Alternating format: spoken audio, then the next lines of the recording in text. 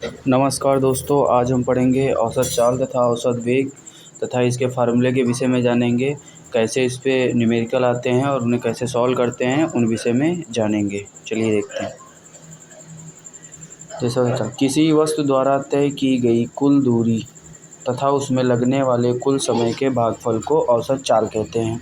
इसी प्रकार से किसी वस्तु द्वारा तय किया गया विस्थापन तथा विस्थापन तय करने में लगा कुल समय के भागफल को औसत वेग कहते हैं। इसका फार्मूला लिखा हुआ है नीचे, ठीक है। और इधर स्पीड एवरेज का भी फार्मूला लिखा हुआ है। Speed average L upon delta T. L बराबर दूरी है तथा डेल्टा टी कुल समय है।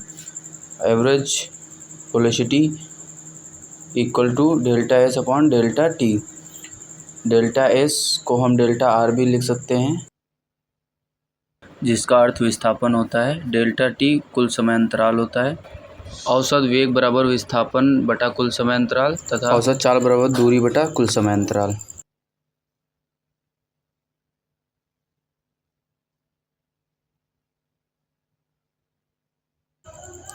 ये हमारे पास न्यूमेरिकल लिखा हुआ है।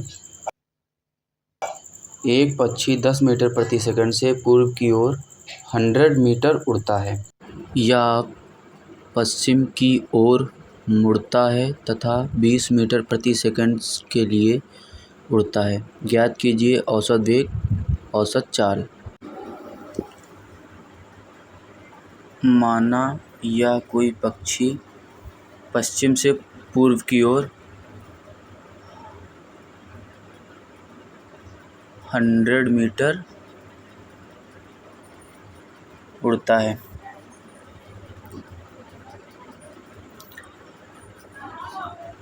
तथा यह अब मुड़ता है और 20 मीटर प्रति सेकंड के लिए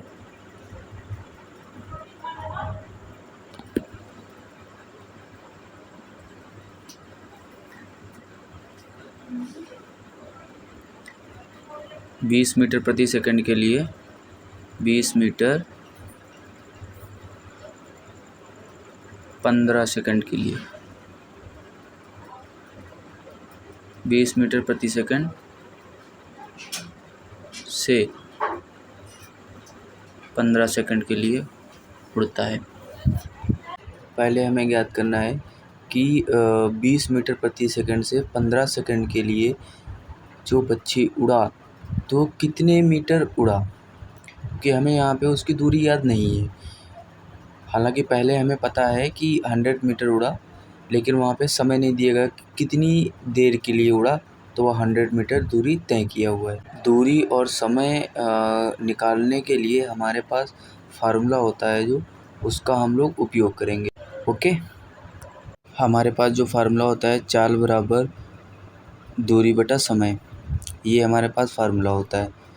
अब हमें दूरी निकालनी है, क्योंकि समय हमें ज्ञात है ऊपर। पहले हमें दूरी निकालनी है, तो हम क्या करेंगे, दूरी बराबर चाल गुणे समय कर देंगे।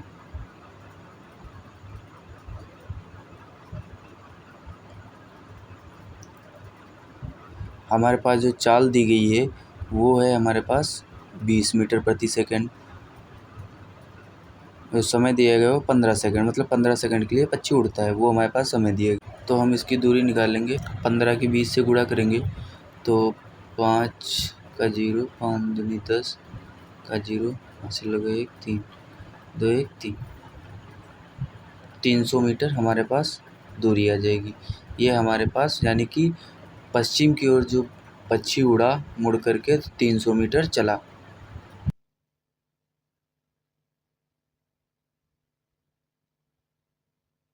इसी प्रकार से हम यहाँ पर समय ज्ञात करेंगे, क्योंकि हमारे पास 10 मीटर प्रति सेकंड से 100 मीटर पक्षी उड़ता है, लेकिन हमें यह नहीं ज्ञात है कि कितने सेकंड के लिए उड़ा होगा। तो यहाँ पे 100 मीटर उसने दूरी तय की है, हम निकालेंगे यहाँ पे।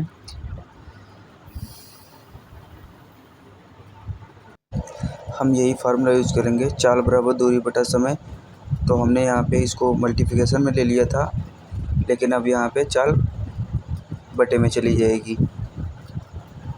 समय बराबर दूरी बटा चाल हो जाएगा हमारे पास। दूरी हमारे पास 100 मीटर दी गई है, चाल हमारे पास 10 मीटर प्रति सेकंड दिया गया है। सॉल्व कर लेंगे तो हमारे पास 10 सेकंड आ जाएगा मेरे। चलिए हम इसे एक बार समझ लेते हैं। हमें जो भी वैल्यू दी रखी है उसको इस फार्मूले में रख करके सॉल्व कर लेंगे, ताकि हमें दूरी ज्ञात हो सके और इसका समय ज्ञात हो सके कि कितने सेकंड में 100 मीटर दूरी तय। इससे हमें यहाँ पता चल चुका है कि इसने 10 सेकंड में 100 मीटर दूरी तय किया होगा। इसी प्रकार से हमें 20 मीटर प्रति सेकंड 15 सेकंड के लिए वैल्यू दी गई है, जो हम चाल बराबर दूरी बटा समय में रख लेंगे और वैल्यू निकाल लेंगे, जिसमें 300 मीटर हमारे पास दूरी आ जाएगी। अब हमारे पास जो कुल दूरी होगी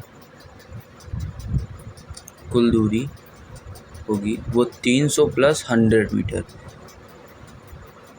300 प्लस 100 इक्वल टू 400 मीटर आ जाएगी। हमारे पास जो कुल दूरी आ जाएगी 400 मीटर आ जाएगी। इसे हम T1 मान लेते हैं, T2 मान लेते हैं। और हमारे पास जो T1 दिया है 15 सेकंड पहले से ऑलरेडी दिया हुआ था, इसे T1 मान लेते हैं। तो T1 प्लस T2 जो हमारे पास आ जाएगा वो आ जाएगा 25 सेकंड आ जाएगा।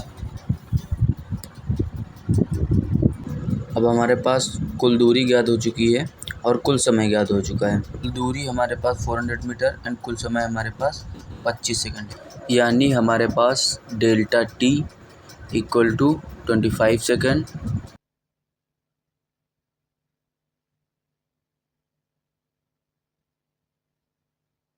और L length equal to 400 metre. अब इससे हम औसत चाल average speed equal to L upon delta T L की वैल्यू रख लेंगे 400 metre upon delta T 25 second. अब इसे सॉल्व कर लेंगे हम। 25 कन्वर्ट 40, ये हमारे पास आ गया 80/5। इसे हम सॉल्व कर लेंगे।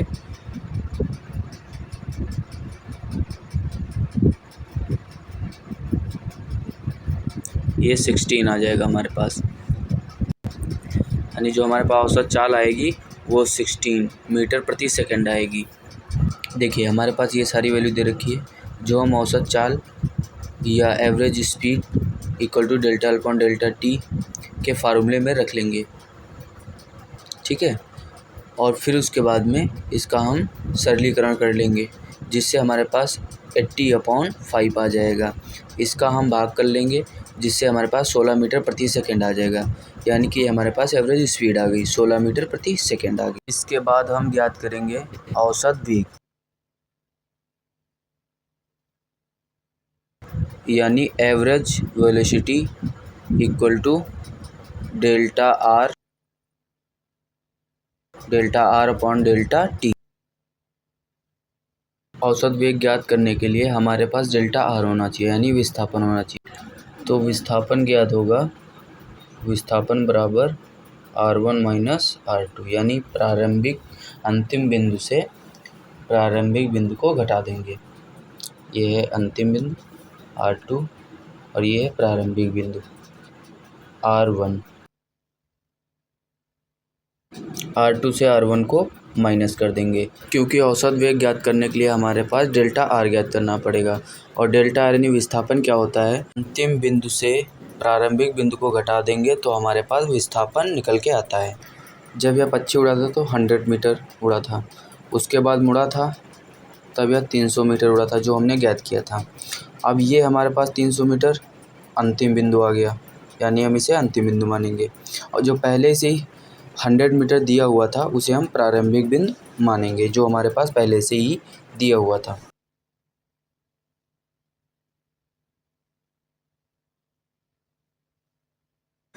यानी कि delta T equal to R2 minus R1। R2 हमारे पास अंतिम बिंदु यानी 300 और R1 प्रारंभिक बिंदु यानी 100 मीटर इक्वल टू 200 मीटर हमारे पास डेल्टा आर या विस्थापन आ जाएगा। ठीक है, इसे हम डेल्टा आर या डेल्टा डी एस लिख सकते हैं। इसकी वैल्यू हम फार्मूले में रख लेंगे 200 अपॉन 25 सेकेंड। सॉल्व कर लेंगे इसको हम, तो हमारे पास आ जाएगा 8 मीटर प्रति सेकंड, यानी औसत चाल या एवरेज वेलोसिटी हमारे पास 800 मीटर प्रति सेकंड 8 मीटर प्रति सेकंड आ जाएगी। न्यूमेरिकल में सबसे पहले हमें यह देखना रहता है कि क्या पूछा जा रहा है, उनमें किन किन वैल्यूज़ की ज़रूरत पड़ेगी, हमें वो वैल्यूज़ ज्ञात करनी रहेंगी। ज्ञात करके जो पूछा गया है उसे हम ज्ञात कर लेंगे। आज के लिए इतना ही, बाकी हम नेक्स्ट पार्ट में देखेंगे।